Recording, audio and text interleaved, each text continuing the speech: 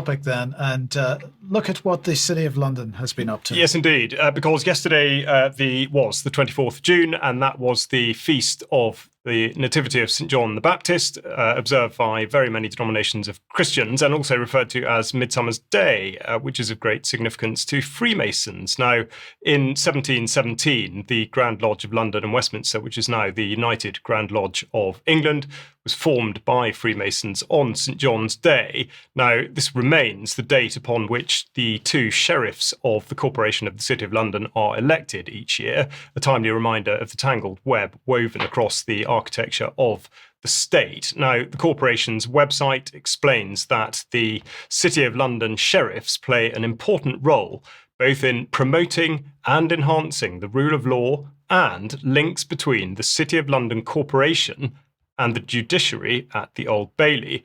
Now, this year's sheriffs-elect are Robert Hughes Penny and Keith Bottomley, both with very long-standing links to the machinations of the city at home and abroad.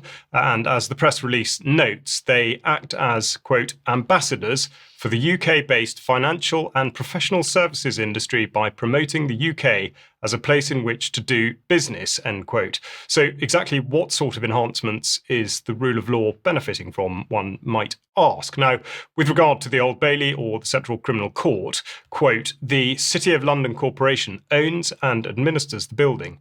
The department also handles security, maintenance, and deals with the administration of the shrievalty, which includes execution of writs and warrants. Now, the sheriffs are presented with their warrants and the sovereign's writ of approbation by the King's Remembrancer, shown here on screen with the Lord Mayor, current Lord Mayor Alistair King. And it is here that the interplay between these characters becomes highly questionable. Now, the King's Remembrancer acts as conduit between the city, the Lord Mayor in particular, the royal household, and Parliament. And in order to fulfil some of these duties, and as you I'm sure may already know, the Remembrancer, a post currently held by Paul Wright, sits directly behind the Speaker of the House of Commons, from where he is said to have no influence on proceedings, due to the fact that he's not permitted to access the floor of the House. He is, however, there to keep a record of proceedings which may have a bearing on the corporation of the City of London, a privilege not afforded to any other body or organisation. However, since he's also able to give evidence to committees when there are matters concerning the city, it's clear that this line is blurred, to say the least.